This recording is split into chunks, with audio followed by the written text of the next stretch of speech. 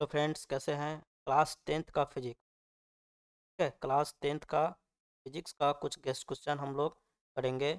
ये 5 मार्क्स का क्वेश्चन हम लोग गेस्ट किए हैं 2023 में जिन लोगों का बिहार बोर्ड का एग्ज़ाम है, ठीक है। बिहार बोर्ड वाले इसको ध्यान से पढ़ेंगे, ठीक है। तो क्लास टेंथ के फिजिक्स जो 5 मार्क्स का जो VVI क्वेश्चन सब है, इसी को हम गेस्ट करके आप लोगों के लिए वीडियो बनाकर यूट्यूब चैनल पर आपको डालेंगे, ठीक है। तो आप इसको एग्जाम में देख के जरूर जाइएगा। 14 फरवरी से 10th क्लास का एग्जाम है। तो विद्युत जनित या डायनोमो का क्या कहता है, सचित्र वर्णन करने के लिए 5 मार्क्स में आपसे पूछा जा सकता है। शायद पिछले साल विद्युत मोटर का पूछा गया था, या विद्युत जनित मतलब देखिए फर्स्ट सीटिंग या सेकेंड सीटिंग में किसी में तो जरूर आएगा ही। ये कुछ क्वेश्चन गेस किए हुए फिजिक्स का, ठीक है, भौतिकी का, क्लास टेंथ साइंस का, ठीक है। तो अ, आपको रोज डालेंगे वीडियो, तो आप उसको देखिएगा और समझिएगा और उसकी याद करके जरूर जाइए, ठीक है? इसको नोट कर लीजिएगा आप लोग। तो चलिए याद करें, विद्युत जनित्र या डायनोमो का सचित्र वर्णन करें। अगर आपसे पूछा जाए तो कैसे करिए। विद्युत जनित्र एक प्रकार का यंत्र है, ठीक है, जो यांत्रिक ऊर्जा को प्रत्यावर्तित विद्युत धारा में परिवर्तित करता है। चलिए, प्रत्यावर्तित धारा जैसे कि विद्युत जनित्र जो है यांत्रिक ऊर्जा, एक यंत्र होता है, मतलब जनरेटर कहते हैं ना लोग, जनरेटर तो कह सकते हैं, ठीक है।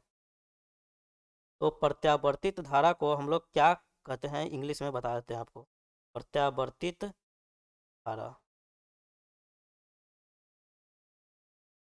को AC बोलते हैं, अल्टरनेट करंट, ठीक है। तो AC को वो क्या करते हैं, मतलब विद्युत धारा में परिवर्तित कर देता है, सॉरी AC में परिवर्तित कर देता है, अल्टरनेटिंग करंट में, विद्युत धारा में अल्टरनेटिंग करंट, ठीक है, प्रत्यावर्ती धारा में विद्युत धारा में परिवर्तित करता है कौन, विद्युत जनित्र, यानी जनरेटर जो होता है आपका, वह एक यंत्र होता है जो यांत्रिक ऊर्जा को एक विद्युत धारा में परिवर्तित करता है। यानी विद्युत धारा समझते होंगे, विद्युत धारा जानते हैं ना, करंट क्या होता है, प्रवाहित, मतलब इलेक्ट्रॉन क्या होता है, प्रवाहित होते रहता है, ठीक है। विद्युत धारा, इलेक्ट्रॉन।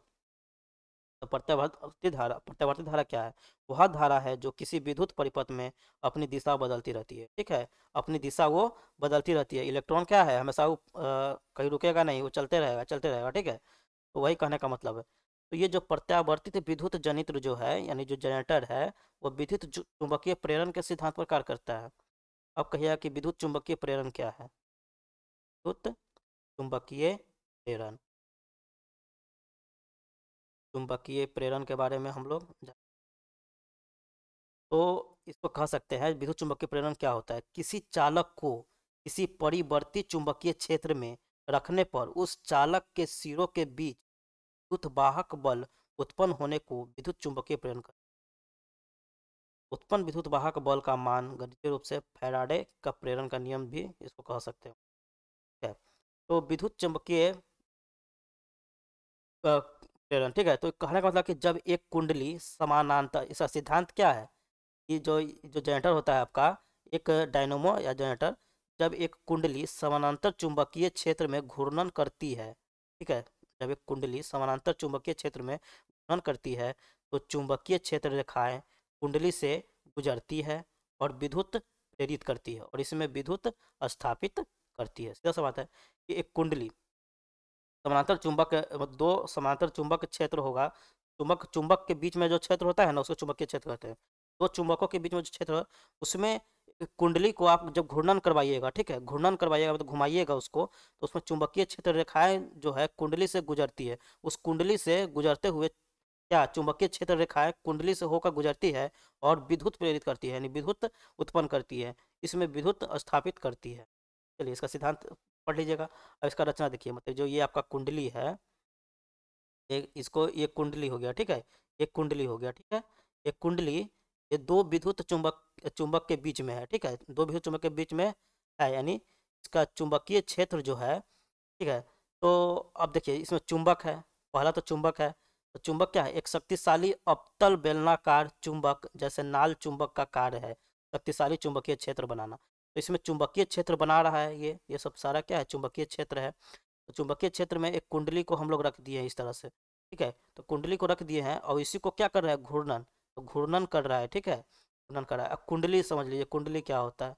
एक आयताकार लोहे का टुकड़े पर तांबे की तार को लपेट कर, ठीक है, एक आयताकार लोहा होता है, उसके तांबे की तार पर लपेट कर एक कुंडली का रूप दिया जाता है। उसमें तांबा का तार लपटा जाता है ना, तो क्या होता है? कुंडली का निर्माण करता है। इसमें विद्युत धारा प्रवाह की जाती है। अब उसमें विद्युत धारा प्रवाह करेंगे और इसे चुंबकीय क्षेत्र में रखा जाता है। तो चुंबकीय क्षेत्र क्या है? एक मान लीजिए साउथ हो गया या नॉर्थ हो गया, ठीक है, इस तरह से। तो दो चुंबकीय क्षेत्र में, मतलब दो चुंबक के क्षेत्र में जो है एक कुंडली है, ठीक है। तो कुंडली को जब घुमाते हैं, इस पे बल लगता है और ये अपने अक्ष पर घूमता है, ठीक है, अपने अक्ष पे घूमेगा। जैसे चित्र ए बी सी डी कुंडली का, मतलब इसमें हम लोग नाम दे दिए हैं ए बी और डी, ठीक है। ए बी सी डी एक कुंडली दर्शाया गया हुआ है, ठीक है। चलिए, आइए, इसमें सब चीज़ दे दिया हुआ है। ये विभक्त वलय, वलय मतलब एक रिंग आकार के कार्बन है, ठीक है, क्या कार्बन बुरुस है। यहाँ पे जो लगा हुआ है आपका ये B1 और B2, ये कार्बन बुरुस है, और S1 और S2 जो है विभक्त वलय है, ये रिंग है, एक रिंग है इसमें, क्योंकि इसको घुमाएंगे हम लोग। तो चलिए, अब आते देखते हैं कि इसमें और क्या चीज़ है। हाँ, विभक्त वलय, यह अर्धगोले छल्ले होते हैं, तो है ना अर्धगोले छल्ले, बताइए, ये अर्धगोले छल्ले होते हैं। ये कुंडली के छल्ला मतलब वो रिंग टाइप का जो होता है, ये कुंडली के दोनों सिरों पर परस्पर जुड़े होते हैं, ठीक है। और कुंडली का अर्ध घूर्णन के साथ ये भी घूर्णन करती है, जैसा कि चित्र में हम लोग S1 और S2 देख रहे हैं, ठीक है, S1 और S2, ठीक है, S1 और S2 है। अब देखिए, तो इसको जो घुमा रहे हैं तो घूर्णन की दिशा में, यानी घड़ी की दिशा में दिखा रहे हैं, दक्षिणावर्त, यानी दक्षिण, तो घड़ी की दिशा में ये घूम रहा है, ठीक है, याद रखिएगा। चलिए, अर्ध घूर्णन के साथ भी घूर्णन करती है, ठीक है। अब ब्रूस, इसमें ब्रूस भी लगा हुआ है। B1 और B2 दो कार्बन या लचीले धातु की छड़ें हैं। कोई भी कार्बन जो होता है, कार्बन देखे होइएगा आप लोग, काले टाइप का होता है कार्बन, काला टाइप का होता है कार्बन, इस तरह से किसी भी यंत्र में उसको लगाया जा सकता है, ठीक। तो सारे जो अर्धगोल छल्लों से परस्पर जुड़े होते हैं और इनका काम विद्युत धारा का लोड तक ले जाना है, ठीक है, विद्युत धारा के लोड तक ले जाना है। चित्र में इन्हें गैल्वेनोमीटर से जोड़ा गया है, जो विद्युत धारा को मापता है। इसमें जो गैल्वेनोमीटर है आपका, गैल्वेनोमीटर से इसको जोड़ा गया है, जिससे ये क्या मापेगा? ये विद्युत धारा को मापेगा कि कितना विद्युत धारा इसमें प्रवाहित हो रहा है। तो इसका रचना भी हम लोग बना दिए, इस तरह चित्र बना दीजिएगा, रचना भी लिख दीजिएगा तो ठीक रहे, ठीक है। अगर मान लीजिए कि आपको रचना याद नहीं है तो उसको भी कर सकते हैं, लेकिन चित्र जरूर बनाइएगा, ठीक है। आइए, इसमें चित्र बनाइएगा तो नंबर मिलेगा आपको। अब चलिए, इसका कार्य विधि क्या है, मतलब हम लोग कैसे ये कार्य करता है। तो मान लीजिए एक कुंडली ABCD क्षैतिज अवस्था में है। अब कुंडली दक्षिणार्थ घूर्णन कर रही है, यानी घड़ी की दिशा में, दक्षिणार्थ का मतलब क्या होता है? घूर्णन कर रही है। और कुंडली जो है चुंबकीय क्षेत्र रेखाओं को काटती है।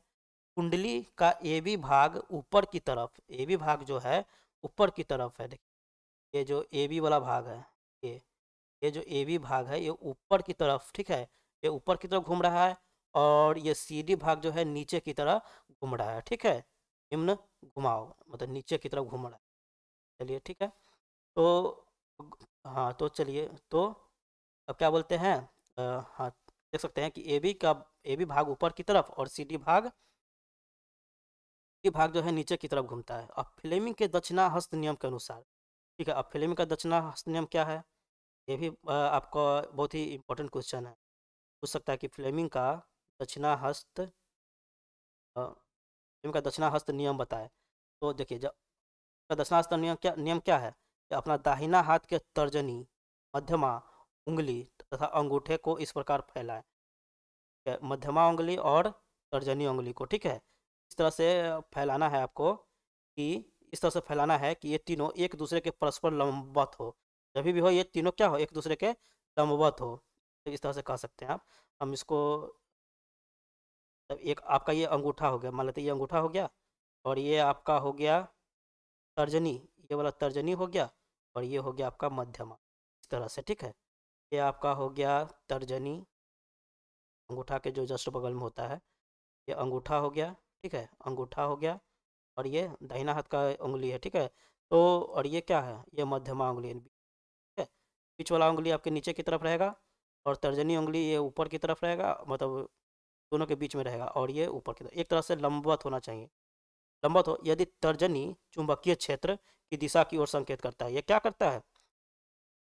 ये आपको चुंबकीय क्षेत्र की ओर मतलब बताएगा कि ये चुंबकीय क्षेत्र की तरफ आपको दर्शाएगा। ये तर्जनी उंगली दिशा की ओर संकेत करता है और अंगूठा जो है चालक की गति, ये मतलब इस चालक का गति की ओर आपको बताएगा। और अंगूठा की चालक की गति को दिशा करता है और मध्यम जो है चालक में प्रेरित विद्युत धारा को दिशा दर्शाती है। अब इस चालक में कितना विद्युत धारा प्रेरित हुआ है मतलब उत्पन्न हुआ है, ये आपको मध्यमा उंगली बताएगा। ये फ्लेमिंग का दक्षिणाहस्त नियम है। ठीक है, तो नियम के अनुसार क्या होता है, विद्युत कुंडली ए बी भाग में ए और बी, ए से बी, हाँ ए से बी और सी डी भाग में सी से D A B C D की दिशा में प्रेरित होगी। ए बी सी डी की दिशा में प्रेरित होगी। प्रेरित विद्युत परिपथ में पुरुष B2 से B1 की तरफ जाएगा। ठीक है, कुंडली के आधे घूर्णन के बाद सी भाग ऊपर की तरफ और ए बी भाग नीचे की तरफ घूमने घूमने घूमने लगेगा। जैसे कि ए बी ऊपर की तरफ था और सी डी नीचे की तरफ था तो घूम रहा था। फिर जब घुमाते जाएंगे तो सी डी भाग ऊपर चला जाएगा और ए बी भाग नीचे चला जाएगा। वही बात बता रहा है। तो क्या है, प्रेरित विद्युत अब उत्क्रमित दिशा में प्रवाहित होगी। ठीक है, यानी कि डी सी बी ए की तरफ हो जाएगा। ठीक है, सी बी ए पहले ए बी सी डी की तरफ घूम रहा था, अब क्या हो जाएगा, डी सी बी ए की तरफ घूमने लगेगा। तो विद्युत B1 से B2 की दिशा में प्रवाहित होगी। ठीक है, अब क्या होगा, B1 से B2 की दिशा में, पहले क्या था B2 से B1 की तरफ जा रहा था, अब B1 से B2 की तरफ हुआ है। यानी कुंडली के हर आधे घूर्णन के बाद विद्युत की दिशा उत्क्रमित हो जाएगी, मतलब बदलती रहेगी। ठीक है, यह विद्युत जो हर बराबर अंतराल के बाद अपनी दिशा परिवर्तित करता है प्रत्यावर्तित विद्युत कहलाती है और यह यंत्र प्रत्यावर्तित विद्युत जनित्र कहलाता है। यानी आप कह सकते हैं एसी जनरेटर का कार्यविधि और संक्षेप आपसे पूछ सकता है कि एसी जनरेटर का कार्यविधि बताए और सचित्र वर्णन करे, तो आप यही बता देगा। नहीं तो शायद डायरेक्ट पूछेगा विद्युत जनित्र का कार्यविधि और सचित्र वर्णन करे, तो इसको आप बता देना है। आपको ये 5 मार्क्स दिला देगा, तो थोड़ा सा आप मेहनत कीजिए और याद कीजिए, तभी जाकर आपका क्या होगा, अच्छा मार्क्स आएगा। तो हम रोज़ डालेंगे मैथ्स और साइंस का, तो आप लोग इस चैनल से बने रहिएगा। तो आपको थैंक यू।